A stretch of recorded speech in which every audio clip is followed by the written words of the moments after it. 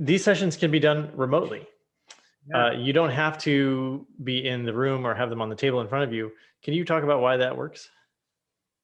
Well, I had an interesting experience a couple weeks ago. I have two boys who are 20 and 23, and they put on some music. They were looking for a particular song, but what they ended up with, what ended up coming through the speakers, was an audience recording of a Grateful Dead show from the 70s. And the soundtrack, like the sound quality was really poor, but I immediately felt my body and my field respond to the spirit of the music. Like I immediately got caught up in the vibe of the show, and my body just started like being like, yeah, right. I could feel the groove.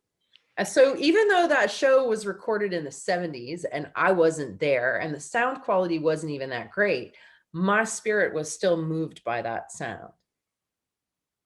Okay. Okay. So I do these, a lot of what I do, what's available at my website is recordings of something like I did a Biofield tuning session 3 years ago. You weren't there when it happened. How the heck is it going to move you? Well, sound moves us. And when sound has intention behind it, it moves us even more. So that's one thing, it's just the fact that we're moved by sound, and we know that. Okay. Uh, but you and I could do a distance session without you even hearing it, and it could still be effective. Yeah. So what's going on there, right? How the heck does that work? I mean, I just want you to know that people ask me for years. They're like, "Can you do this at a distance?" And I was like, "No." Like, no. What a stupid question. I can't even believe you're asking me that. I was very arrogant about it, about the no. Hmm. So somebody actually convinced me to try one, and then I did it. And so, that same pattern of information that I can find around your body, I can tell you your whole life story. I mean, I can, there's no secrets when it comes to me poking around in your field. I read everything. Like, you can't hide anything. It's all right there. It's a little intimidating. I mean, I'm kind. And when it comes right down to it, like, do you really want to heal? Like, confession is good for the soul. Some of the most profound healings that I've worked with are people who've said to me, "I've never told anyone this before." I'm like, well, your body is telling it to me right now. Hmm. The reason why you've had this excruciating pain in your pelvis for 30 years is because your uncle raped you when you were 10 and you never told anybody.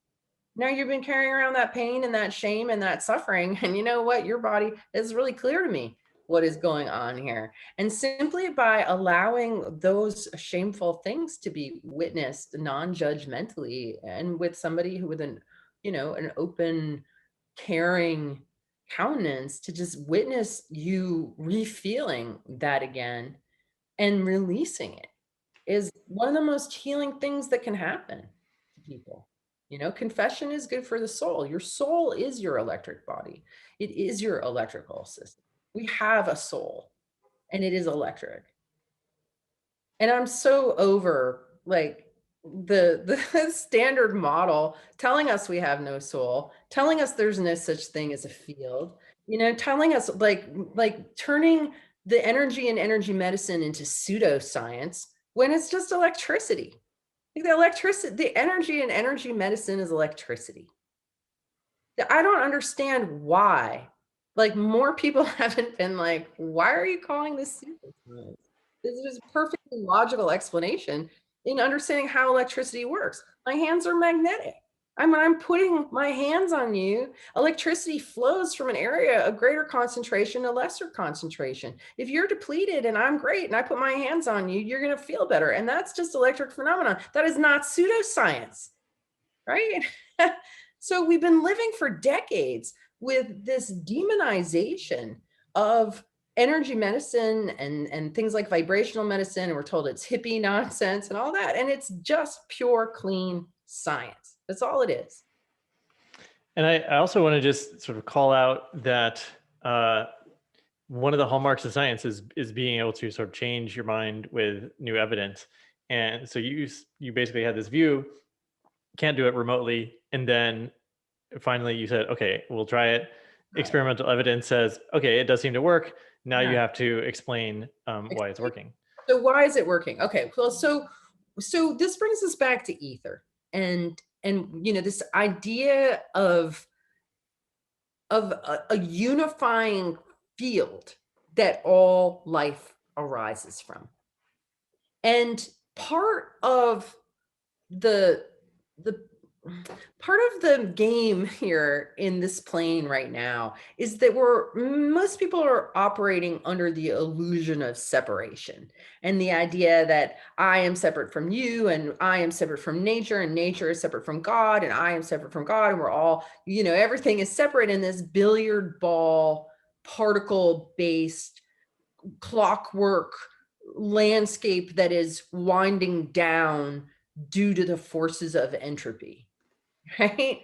And that worldview believes, is told technically, that the Michelson-Morley experiment in 18 blah blah blah proved that there's no ether. That's just all a whole construct and a story. Like even Einstein himself. And then the other part of the story is that the ether, if ether exists, then that conflicts with relativity theory, and that most people believe that relativity theory took the place of ether, and that space became an empty vacuum. We're told that light waves don't need a medium to travel through, that they can travel through nothingness, which is the most absurd statement imaginable. And yet people buy stuff like that hook, line, and sinker. Like, what do you mean waves travel through nothing? That's complete and utter nonsense. Like, everything is movement through the luminiferous ocean of clear light that holds the potential for everything that ever is, was, or will ever be. These waves arise and come into being in the ether, and then go back down back into the pool of infinite potential. There's the explicit reality of everything that we see, and there's the implicate reality that's all within the fabric of the ether. The ether is all one thing. All of creation is all one thing. We know, oh, we can't reconcile the forces of nature and things don't behave. And we're told so much garbage and nonsense. It's so simple and so elegant and so connected. And they throw up all this smoke and mirrors and confusion to stop us from seeing the essential unity of all things. And so because it's all one thing, this little bit of ether right here contains everything, information, everything that ever is, was, or will ever be is accessible right here, also called Akasha, and the reading of the Akashic records. So I can pluck the file that is you, Derek, out of the ether, and I can put it on my table, like taking out a book at the library book or clicking on a Google Doc. It's like you and I editing a Google Doc. You're wherever you are and I'm here, but we pulled up the same file and we're working on it together. That's the nature of the ether. It records every single keystroke of everything that ever is, that ever was, is in the ether. And so through the medium, through resonance in the ether, I can read and modulate the file that is you, and you can feel it and you can experience it. Now, that's a hard stretch for a lot of people because it involves like a whole state of matter that I was told doesn't even exist. Right? So when people say, how does it work? I'm like, well, this is not the easiest question to answer because it requires you changing your cosmological story. Yeah, and so is it simply our intention that it's sort of the double click is allowing that access? Yeah, exactly. Like, and I don't even need to know, I don't need a picture of you. I don't need anything. I just do know that this is, and I make it really simple. I'm just like, this is Derek on the table. I don't need anything. It would be helpful to know your age, because that way when I go through and I hit places that are funky, I can be like, okay, this is this age, this is this age. Sometimes I can get a really clear, I've learned how to differentiate, like, oh, that sounds like a car accident, that sounds like a heartbreak. And there's there's definitely every kind of memory produces a kind of particular tone. And we put words on everything, but really everything is simply a vibrational electrical experience.